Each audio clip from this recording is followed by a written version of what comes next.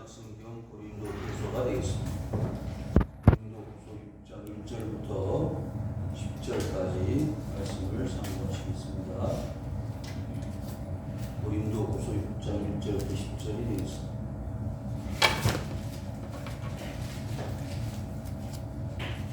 한 목소리로 합독을 하시겠습니다. 1절부터 10절, 고린도후서 6장 1절부터 10절 시작. 우리가 하나님과 함께 일하는 자로서 너희를 권하노니 하나님의 은혜를 헛되이 받지 말라. 이르시되 내가 은혜 베풀 때에 너에게 듣고 구원의 날에 너를 도왔다 하셨으니 보라 지금은 은혜 받을 만한 때요 보라 지금은 구원의 날이로다.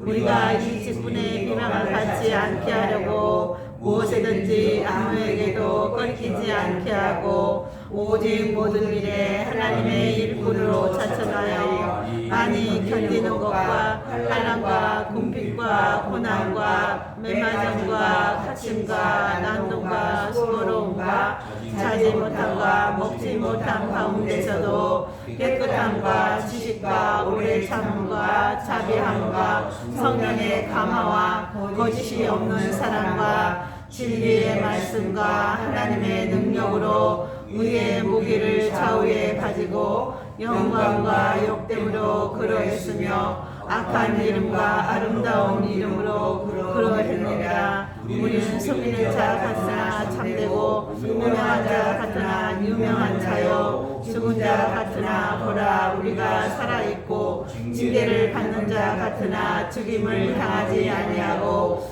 근심하는 자 같으나 항상 기뻐하고 가난한 자 같으나 많은 사람을 부유하게 하고 아무것도 없는 자 같으나 모든 것을 가진 자로다. 아멘. 견마지로라는 말이 있습니다. 개와 말은 그 주인을 위해서 최선을 다해서 봉사하고 헌신하지요. 그 나무꾼이 개를 데리고 나무를 하러 갔는데 잠시 쉬는 가운데 잠깐 잠이 들었어요. 그런데 그 잠이 든 상태에서 어찌해서 불이 나는데 이 옆에 있던 개가 자기 몸에다가 물을 묻혀다가 그 주인이 잠들어 있는 그 주위의 모든 풀들을 적셔가지고 화재를 당하지 않도록 하고 자신은 불에 타서 죽었다는 거죠.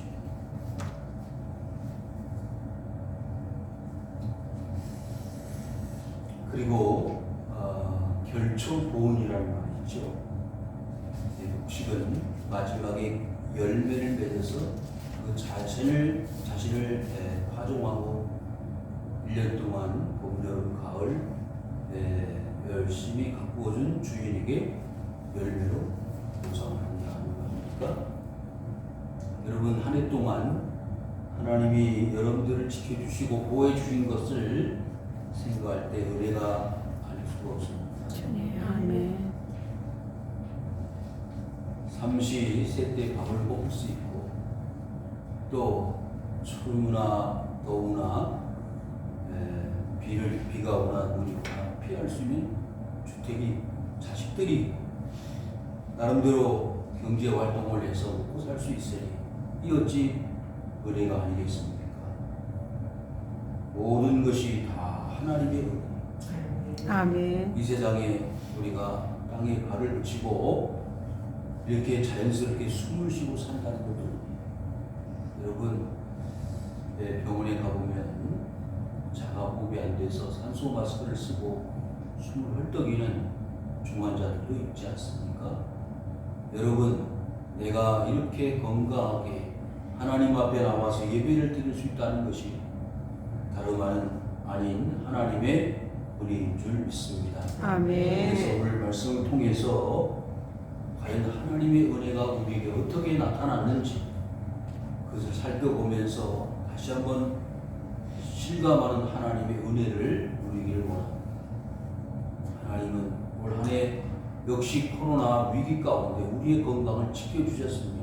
아멘. 그리고 우리 자녀들을 우리의 생업을 지켜주셔서 이만큼 살 수 있도록 하신 것은 누가 뭐라고 해도 하나님의 은혜입니다.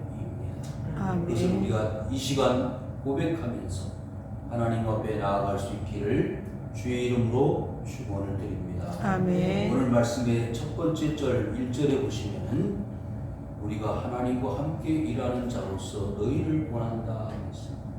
여러분, 하나님이 우리와 함께 일하신다는 거예요. 아멘. 쉬운 말로 뭐죠? 동업자예요. 하나님이 우리를 믿는 자들을 뭐로 세워주셨다고요? 동업자로 세워주셨다. 아멘. 이 얼마나 큰 축복입니까? 상상도 할 수 없는 일을 하나님은 우리를 통해서 이루시기 원하시는 것입니다. 제자들을 세우시고 뽑으셔서 12명을 하나님의 일을 맡기시지 않았습니까? 그 12명이 또 다른 제자들을 그렇게 만들어서 하나님의 일을 감당하게 했는데 그 모든 사람들은 다 하나님의 함께 일하는 동역자들이고 동업자들이라는 거예요. 이 놀라운 하나님의 역사를 우리는 이 시간 기억하며 감사할 수 있기를 주의 이름으로 축원합니다. 아멘. 하나님의 일이 사람의 일이 아닌 하나님의 일인데 그 하나님의 일에 우리를 초청해 주셨어요. 같은 일꾼으로 통업자로 우리를 책임을 져주시고 인도해 주시고 인정해 주셨다는 것입니다. 하나님은요 천지만물을 창조하셨잖아요. 창조하신 만물을 다스리시고 주관하시고 섭리하시는 분이시잖아요. 그런데 그 모든 세상의 일들을 하나님의 사람들, 하나님과 함께하는 사람들과 일을 같이 하신다는 거예요. 자, 처음 인간 아담을 만드시고 그 에덴 동산에서 거하게 하시며 뭐라고 그랬죠? 이 모든 만물들을 다 너에게 주겠다. 그리고 그 모든 만물들을 다스릴 수 있는 권세를 너에게 주겠다. 그러시지 않았습니까? 하나님은 스스로 혼자 다 모든 일을 하실 수 있는 충분한 능력과 권세가 있으신 분인데 그 일들을 사람들에게, 인간들에게 맡겨주셨다는 거예요. 여러분 1년 동안 여러분들의 삶을 하나님이 맡겨주신 것입니다. 그것을 여러분들은 뭐로 생각해야 돼? 하나님의 일 맡은 사람, 청지기로서 살아왔던 것입니다. 하나님 다 혼자 감당하실 수 있지만 여러분들 한 사람 한 사람에게 일을 맡기신 거예요. 그 맡기신 하나님의 은혜를 감사할 수 있기를 바랍니다. 아멘. 자, 하나님의 은혜를 헛되이 받지 마. 하나님의 은혜를 입었어요. 우리가 이렇게 건강하게 하루하루 살아온 모든 과정, 여정 속에 하나님의 인도하심이 있었습니다. 그런데 그 모든 과정이 뭐라고요? 하나님의 은혜다. 그 은혜를 헛되이 받지 말아라. 창세기 6장에 보니까요, 사람들이 하나님의 말씀을 외면했습니다. 그리고 시집가고 장가가고 자기들의 욕심을 차리는데 최선을 다하고 살았습니다. 하나님을 잊어버리고 살았습니다. 그래서 하나님이 세상을 창조하신 것을 한탄하셨다 그러지 않았습니다. 그리고 그 창조한 모든 만물들을 심판하실 계획을 세우셨습니다. 그래서 노아 시대에 홍수가 내려서 세상을 심판하셨습니다. 하나님의 은혜를 헛되이 받는 사람들은 하나님이 심판하신다는 것입니다. 소돔과 고모라가 왜 멸망했습니까? 하나님의 은혜를 우습게 여기고 헛되이 받았기 때문입니다. 여러분, 요셉의 시대에도 마찬가지였어요. 가뭄이 들었습니다. 사람들이 굶어 죽어가기 시작하고 양식을 구하기 어려워서 저 애굽 땅에 가면은 양식을 구할 수 있다고 해서 야곱의 식구들, 형제들이, 자식들이 애굽 땅에 가서 곡식을 사지 않았습니까? 그때 하나님은요 이미 요셉을 애굽에 보내서 총리가 되게 하셨습니다. 그리고 그 야곱의 가족들을 다 이스라엘에서 이제 애굽 땅으로 부르셨잖아요. 그게 하나님의 은혜 아닙니까? 아멘. 굶어 죽어가는 그 상황 가운데 살 수 있는 길은 저 애굽으로 가는 것입니다. 그 애굽에 가야 될 이유는 요셉이 살아있기 때문입니다. 고센 땅에서, 기름진 땅에서 그들이 먹고 살았습니다.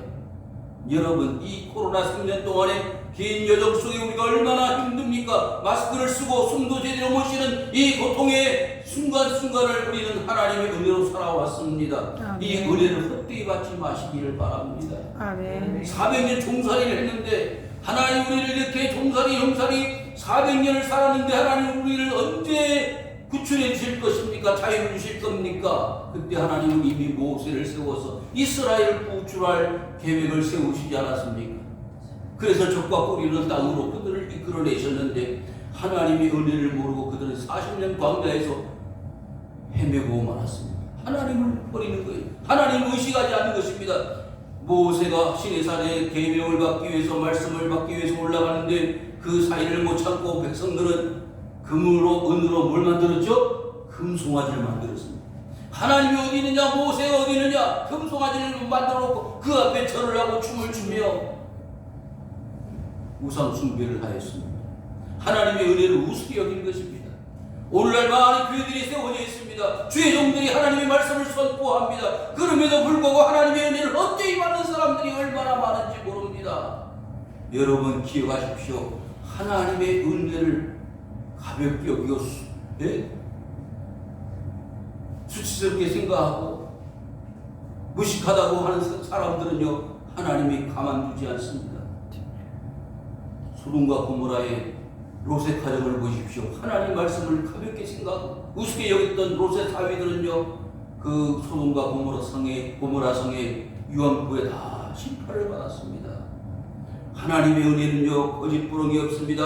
하나님의 은혜는 진실하십니다. 하나님의 은혜는 구하는 자에게 다 주신다고 했습니다. 하나님의 은혜를 받을 만한 때에 그 하나님의 은혜를 구하실 수 있기를 바랍니다. 2절로 넘어가서 이르시되 내가 은혜 베풀 때에 너에게 듣고 그랬습니다. 여러분, 하나님이 은혜 베풀어 주실 때 이스라엘 백성들은 살았습니다. 은혜가 없을 때는 그들은 살 수가 없었어요. 출애굽을 했습니다. 3일 동안 걸어가는데 뭐가 떨어졌죠? 물이 떨어졌어요. 마실 물이 없어서 목말라 죽어갈 상황이 되어졌는데 모세를 향해서 원망을 합니다. 왜 우리를 이렇게 목말라 죽게 하느냐? 모세가 하나님 앞에 부르짖어 기도하였습니다. 하나님, 목말라 죽겠습니다. 하나님 은혜를 베풀어 주시지 않았어요? 어떻게? 한 물을만 하는데 그 물이 써서 마실 수가 없었단 말이죠. 그래서 내가 지시하는 나무를 던져라. 나뭇가지를 던졌더니 그 물이 달아져서 마셨다고 했습니다. 사랑하는 성도 여러분, 목마름의 문제를 주님은 해결해 주시지 않았습니까? 목마름의 문제는 하나님의 은혜를 통해서 해결합니다. 요한복음 4장에 보니까 내가 주는 물을 마시는 자는 영원히 목마르지 않는다. 여러분, 낮 12시에 물을 길러 갔던 수가성 여인이 그 우물가에서 누구를 만났죠? 예수님 만났습니다. 여러분, 우리는 하루에 1.8리터, 2리터 정도의 물을 마셔야 살 수 있습니다. 물을 마시지 않으면 살 수 없어요. 그 물은 육체를 건강하게 하고 육체를 살리는데 생수입니다. 그런데 우리 영혼에는 뭐가 필요하죠? 영혼의 생수가 필요합니다. 그 영혼의 생수가 되신 그리스도 예수, 내가 주는 물을 마시는 자는 영원히 목마르지 않아요. 당신이 선지자입니까? 선지자보다 큰 자라고 했습니다. 요한복음 3장에 보니까 어떻게 하면 천국을 볼 수가 있겠느냐? 니고데모가 밤중에 예수님 찾아와서 물었잖아요. 그때에 예수님은 그 제자 니고데모에게 뭐라고 말했어요? 물과 성령으로 나야. 물과 성령으로 나지 않으면 천국을 볼 수가 없다고 했어요. 죄사함의 은총과 성령을 통해서 우리가 하나님의 자녀가 된 것을 인쳐주실 때 우리는 하나님의 자녀가 되는 것입니다. 그것이 바로 영혼의 구원입니다. 그것이 하나님의 은혜인 줄 믿습니다. 구원의 날에 너를 도왔다. 여러분, 이스라엘 400년 동안을 종살이를 했을 때 그들이 한결같이 하나님 앞에 모세를 통해서 요구하였던 것이 뭡니까? 우리를 자유케해달라. 로마서 8장에 보니까 죄와 사망의 법에서 생명과 성령의 법으로 우리를 해방하였다고 했습니다. 그것이 바로 구원의 날이에요. 여러분, 일제 36년 동안 우리는 고통을 당했습니다. 1945년 8월 15일 날 우리는 이 일제 36년 동안의 고통에서 벗어날 수 있었습니다. 그것이 바로 광복절, 구원의 날입니다. 하나님이 우리를 도와주셔야 합니다. 아멘. 사랑하는 성도 여러분, 오늘도 많은 사람들이 병원에 누워 있습니다. 무슨 구원이 필요하죠? 육체의 구원이 필요합니다. 고혈압, 당뇨, 동맥경화, 각종 암, 사람들은 이 건강의 문제를 해결하지 못하여 전전긍긍하고 있습니다. 3년 동안에 수백만 명이 코로나로 희생을 당하였습니다. 누가 이 질병에서부터 자유를 선언할 수 있습니까? 누가 이 질병에서부터 완전 자유를 인정할 수 있습니까? 아무도 없어요. 세상에 육체, 어머니 뱃속에서부터 태어난 인생들은요, 질병의 문제를 해결할 수 있는 사람은 이 세상에 한 사람도 없습니다. 그래서 예수님이 이 땅에 오신 거예요. 우리의 병을 고쳐주시기 위해서. 그리고 인생의 질병의 가장 큰 문제는 죄의 질병입니다. 영혼의 질병을 치유하지 않고서는 살아날 수가 없다는 거예요. 그래서 예수님이 이 땅에 오신 것입니다. 아담을 통해서 이 땅에, 첫째 아담을 통해서 이 땅에 태어난 모든 인생들은 다 같이 뭘 가지고 나오죠? 자신의 의지와 관계없이 원죄라는 죄를 가지고 나옵니다. 죄를 가지고 나온 데다가 자신이 스스로 범죄하여 살리기 때문에 우리는 우리는 죽을 수밖에 없는 것입니다. 세상에 사람들이 죽는다는 것은 그 사람에게 뭐가 있다는 증거입니까? 죄가 있다는 증거예요. 영접하는 자 곧 그 이름을 믿는 자들에게는 하나님의 자녀가 되는 권세를 주셨다고 그랬어요. 여러분, 우리가 자유함을 얻을 수 있는 구원의 날에 반드시 필요한 것은 예수 그리스도의 이름을 영접하는 것입니다. 그의 이름을 받아들이는 것입니다. 그분은 죄가 없으신 분이고 하나님 이 땅에 독생자를 보내시고 그분을 희생하심으로 십자가에 죽게 하심으로 우리를 살려내신 것입니다. 사랑하는 성도 여러분, 이것이 하나님의 은혜입니다. 은혜 받을 때입니다. 그 은혜 받을 때는요, 출애굽 때도 은혜 받을 때고 노아의 홍수도 노아의 8식구가 구원받은 것이고, 이스라엘 백성들이 바벨론 포로 70년 동안의 그 고통에서 벗어난 것도 구원의 날입니다. 이 세상의 모든 사람들이 살아 있는 모든 역사 속에는 다 은혜 받을 때가 있었습니다. 하나님 도와주셔야 돼요. 하나님 좀 지켜주셔야 됩니다. 여러분, 지금 80일, 90일 넘어가는데 우크라이나 전쟁은요, 끝이 날 기미가 보이지 않습니다. 러시아의 푸틴 대통령은 지금 여차하면 핵 폭탄을 쓰겠다는 거 아닙니까? 핵 전쟁이 일어나면 어떻게 되는지 아시죠? 그 핵 전쟁은요, 무섭습니다. 히로시마 나가사키에 떨어졌던 제2차 세계대전 이후에 일본 땅에 떨어졌던 그 원자폭탄이 얼마나 무섭습니까? 지금도 원자폭탄에 피폭되어진 후손들이 얼마나 고통 가운데 살고 있습니까? 인간들이 스스로 죄 때문에 만들어낸 그 원자폭탄에 의해서 희생을 당한 사람들이 수없이 많은데, 자연만물이 타락하고 부패한 인간들의 죄성 때문에 얼마나 많이 오염되어지고 부패되어졌습니까? 여러분, 저는 실감합니다. 인간들이 얼마나 오염되어진 물을 마시고 오염되어진 공기를 숨을 쉬고 들이마시는지요. 여러분, 우리는 어렸을 때 소풍 다닐 때 물을 싸가지고 다닌 법이 없었습니다. 왜요? 흘러가는 시냇물이 우리의 음료수였습니다. 그리고 들판에 널려있는 모든 오곡백과가 우리의 간식이었습니다. 그렇게 먹고 살았는데 이제는 마음대로 열매를 따먹을 수도 없고 마실 물을 개울에서 떠먹을 수도 없는 이런 부패 오염되어 있는 환경 속에서 살아갑니다. 진정한 구원의 날이 언제 올까요? 이 세상은 다 다시 변하여 새 하늘과 새 땅이 만들어지기 전에는 이제 구원의 날은 다시 오지 않을 것입니다. 오늘 2절 하반절에 이랬습니다. 보라, 지금은 은혜 받을 만한 때요. 보라, 지금은 구원의 날이로다. 여러분, 병원에서 구원의 날이 필요합니다. 전쟁터에서 구원의 날이 필요합니다. 가정에서 구원의 날이 필요합니다. 남편과 아내가 하나가 되지 못하고, 부모와 자식 간에 하나가 되지 못하고, 형제들 간에 하나가 되지 못하는 그 지옥 같은 가정 속에서 진정한 구원은 모든 식구들과 형제들이 하나가 된 것이 구원의 날인 줄 믿습니다. 아멘.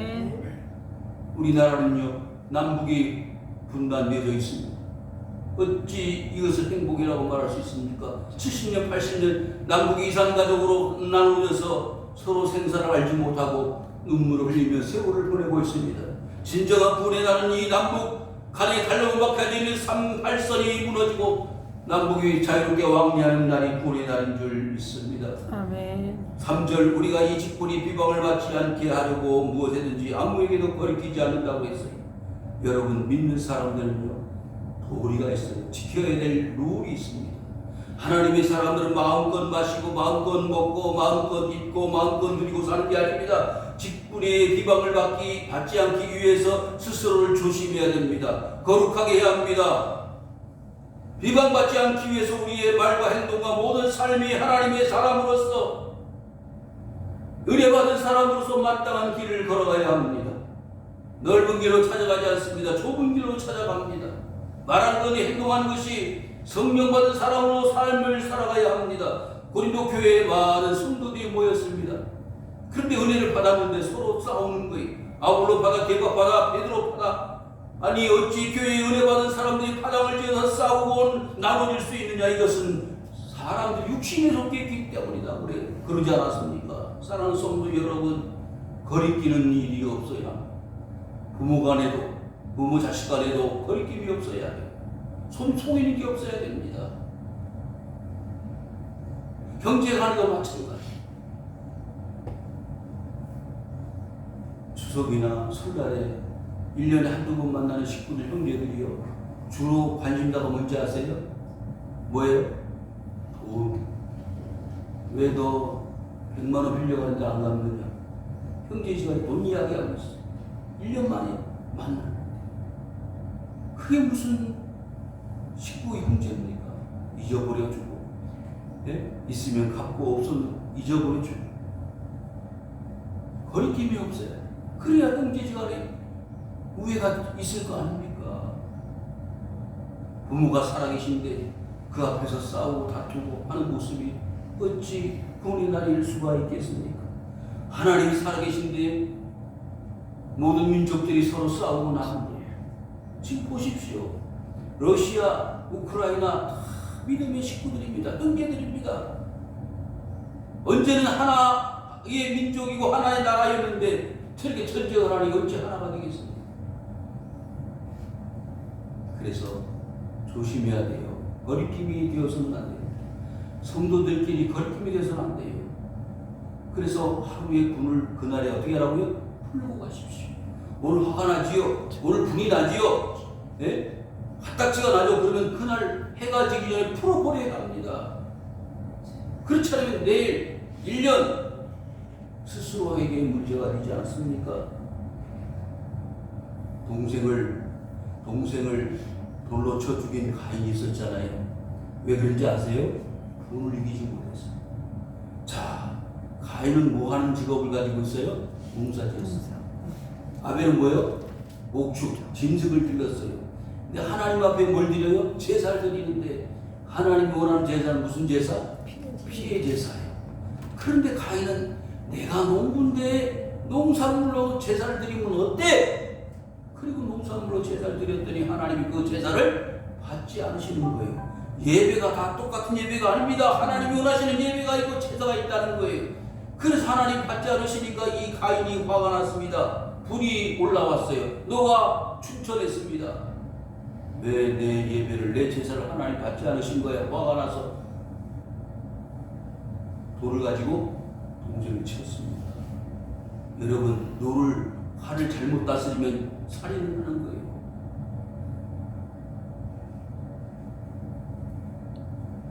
사절 말씀 보십시다. 오직 모든 일에 하나님의 일꾼으로 자천하여 많이 견디는 것과 환난과 궁비가 고난과 그랬습니다. 여러분, 스스로를 뭐 하라고요? 추천한다는 거예요. 내가 하나님의 사람으로서, 하나님의 일꾼으로서 내 스스로를 추천합니다. 나는 이렇게 충성하고 나는 이렇게 하나님 앞에 헌신하고 있습니다. 스스로 추천하는 거예요. 쉬운 일이 아니죠. 여러분, 회사에 입사를 하려면 뭘 써야 되죠? 이력서.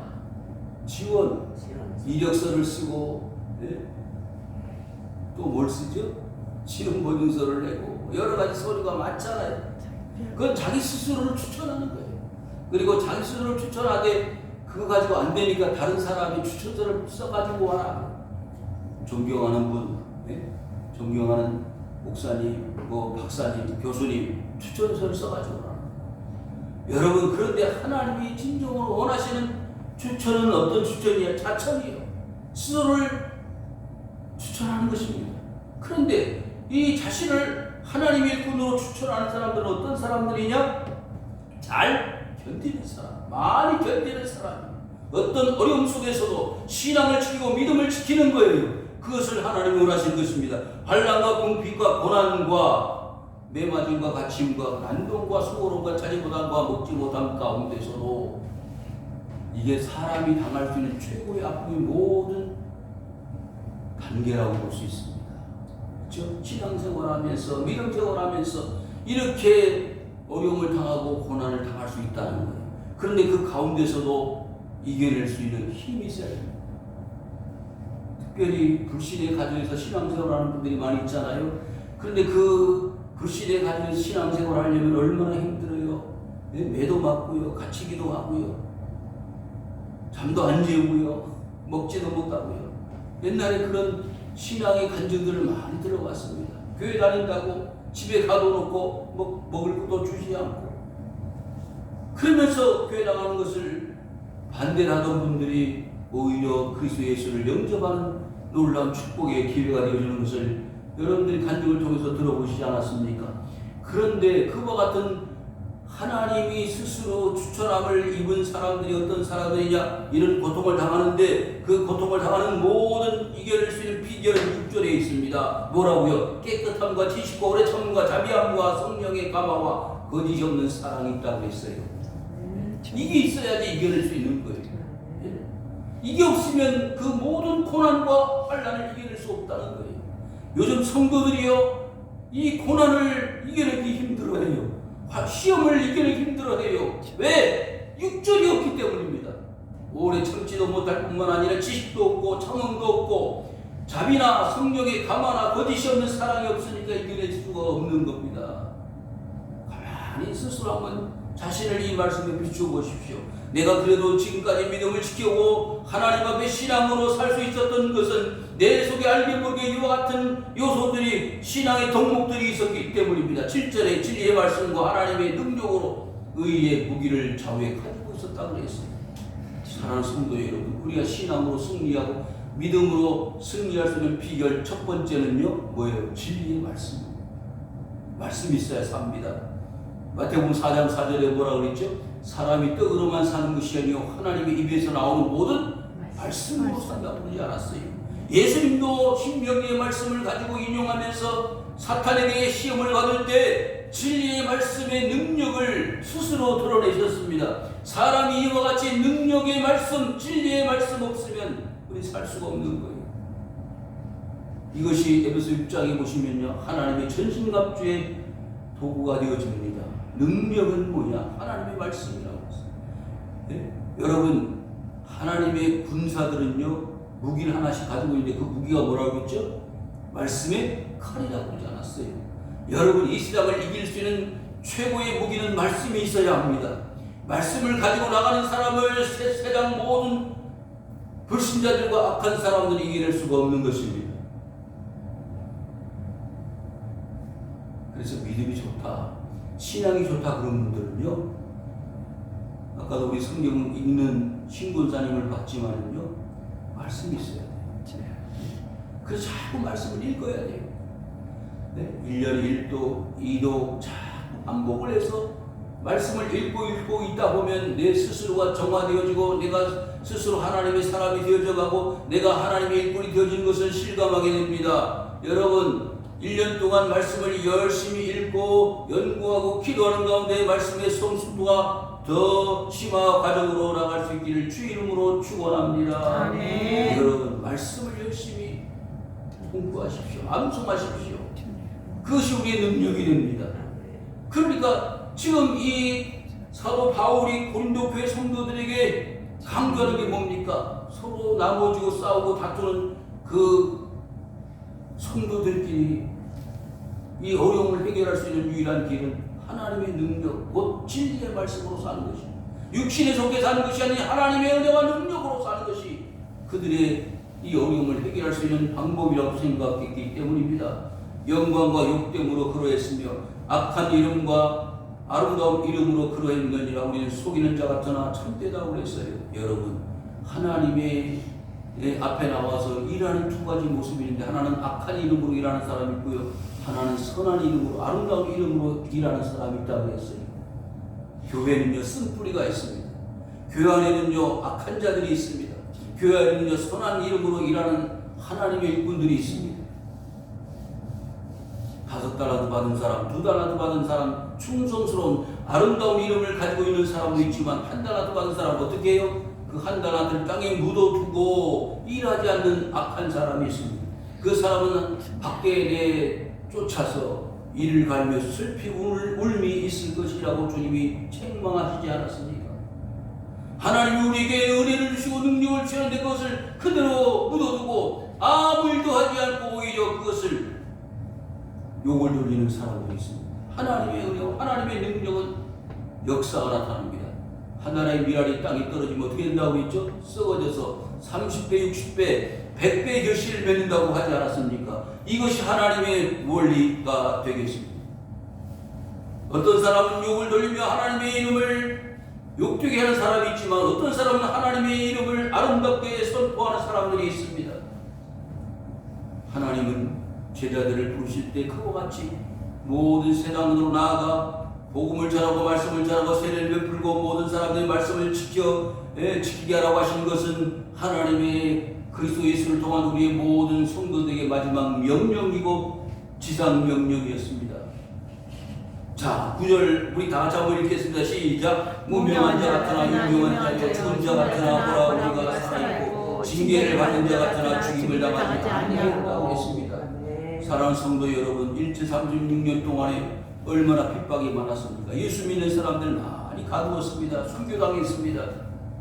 그 순교당한 사람들이 무능력하고 죽은 자 같이 보였지만 그 죽은 순교자들을 통해서 한국 교회가 세워져 왔습니다. 이름 없는 사람들 같았지만 그 무명한 이름 없는 그리스도인들 때문에 한국 교회가 오늘날 이와 같은 놀라운 눈이 부실 정도의 부흥과 성장을 이룰 수 있었던 것은 그와 같은 헌신자들이 있었기 때문입니다. 여러분, 하나님이 우리 성도들에게 오늘 요구하는 것은 이와 같은 것입니다. 이름 없는 자 같지만 열심히 교회를 위해서 충성하고 헌신하는 것입니다. 내 이름을 드러내지 않아도 내 능력을 나타내지 않고 하나님의 능력을 나타내기만 하면 기도원의 300용사가 미디안의 수많은 군사를 물리칠 수 있었던 그와 같은 역사가 나타나는 것입니다. 다윗이 400여 명의 피난민들을 이끌고 도망을 다니면서 한결같이 하나님을 신뢰하고 의지할 때 오히려 사울이 그를 추격하고 그를 죽이려 하였으나 400여 명의 그 불황민들, 별 볼 일 없는 거지 노숙자들이 어떻게 사울을 이길 수가 있었겠습니까? 그러나 하나님은요, 이름 없는 그 다윗을 통하여 이스라엘의 왕으로 세우시지 않았습니까? 징계를 받는 자 같으나 죽임을 당하지 아니하였다고 했습니다. 사울이 그를 쫓아다니고 추격을 할 때마다 그는 죽을 만큼 고통스러웠을 것입니다. 그럼에도 불구하고 하나님은 그 다윗을 지켜주셨습니다. 아둘람 물속에서도 엔게디 사막에서도 하나님이 그를 지켜주셨습니다. 여호와는 나의 목자시니 내가 부족함이 없으리로다. 아멘. 사랑하는 성도 여러분, 1년 동안 우리는 하나님의 그와 같은 복 있는 사람의 길을 걷게 하셨고 마실 물을 주셨고 먹을 양식을 주셔서 우리를 1년 동안 지켜주셨습니다. 10절 다 같이 읽겠습니다. 시작. 근심하는 자 같으나 항상 기뻐하고 가난한 자 같으나 많은 사람을 부유하게 하고 아무것도 없는 자 같으나 모든 것을 가진 자로다. 아멘. 여러분, 우리는요 스스로 가난한, 그렇지만 가난한 것 같지만 가난하지만 다른 사람을 부유하게 한다. 심령이 가난한 자는 뭐요? 천국이 저일 것이다. 여러분, 진짜 부자는요 천국을 가진 자입니다. 아멘. 세상에 잠깐 있다가 없어질 이슬과 같은 이 세상을 부자로 사는 것보다는 천국에서 부자로 사는 것이 복인 줄 믿습니다. 아멘. 그와 같은 사람들은요 항상 기뻐한다고 했습니다. 쉬지 말고 기도하라. 범사에 감사하라. 이는 너희를 향하신 하나님의 뜻이니라 그러지 않았습니까? 아멘. 사랑하는 성도 여러분, 이 근심은요 거룩한 근심이 어떻게 하면 교회를 세우고 어떻게 하면 전도를 하고 어떻게 하면 기도하고 어떻게 하면 하나님의 뜻을 나타낼 것인가 거룩한 근심을 하는 것 같아요. 그러나 그 근심 속에 뭐가 있어요? 기쁨이 있습니다. 내가 근심함으로 하나님의 나라를 세워갈 수 있다면 그것은 세상적인 육적인 근심이 아니라 하나님의 거룩한 근심인 줄 믿습니다. 아멘. 가난한 사람 같지만 많은 사람을 살리고 부하게 하고 하나님의 나라에 천국 백성 만들어 가는데 어떻게 가난한 자라고 말할 수가 있겠습니까? 모든 것을 소유한 것보다 더 큰 부를 우리에게 하나님이 허락하신 것입니다. 여러분, 요셉은요 왕의 감옥에 갇혀있는 죄수였습니다. 포를 단신, 형들에게 미움을 받아가지고 팔려간 죄수의 몸이 되었어요. 그 죄수의 몸인 그 요셉에게 하나님의 은혜가 임하였다고 했어요. 그래서 그 감옥에서 총무 역할을 했습니다. 보디발 장군의 집에서도 총무 역할을 했어요. 총무는요 일을 다 한다는 거예요. 모든 일을 다 맡은 사람이 총무 일을 하는 거예요. 여러분, 어떤 모임에서든지 어떤 단체에서든지 총무는요 제일 식권을 많이 가진 사람이 총무예요. 그렇지 않아요? 총무는 모든 일을 다 알고 있어요. 모든 일을 다 할 수 있습니다.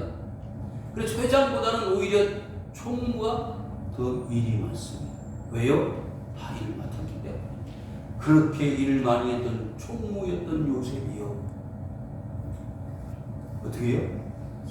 다른 사람을 살려내잖아요. 두 사람이 같이 감옥에 갇혔는데 한 사람은 술 맡은 관원장이고 한 사람은 떡 맡은 관원장이에요. 꿈을 꾸었는데 요셉에게 꿈을 해석해달라고 했어요. 그랬더니 그 요셉이 그 꿈을 듣고 뭐라고 그래요? 술 맡은 관원장은 파직을 당하고 죽임을 당할 것이다. 떡 맡은 자는 그와 같이 파직을 당하고 죽임을 당하게 될 것이다. 그리고 술 맡은 관원장은 다시 복직이 될 것이다. 살아날 것이다. 그러지 않았습니까? 그때 그 꿈을 해석해 준 대로 술 맡은 관원장은 복직이 되었습니다. 죽을 것 같은 그 감옥 속에서 살 수 있는 사람, 바로 술 맡은 관원장 누가요? 요셉이 꿈을 해석해 주었어요. 그와 같은 요셉의 지혜가 등용이 되어져서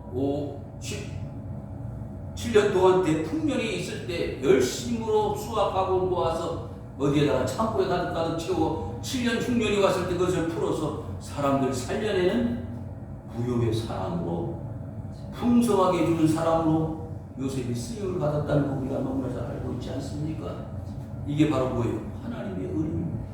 하나님의 은혜를 가지고 누리고 사는 요셉뿐만 아니라 그 주위에 있는 모든 나라 백성들이 다 부유하게 된 역사의 주인공들이 되었습니다. 사랑하는 성도 여러분, 우리는 가난합니다. 우리는 가진 것이 없습니다.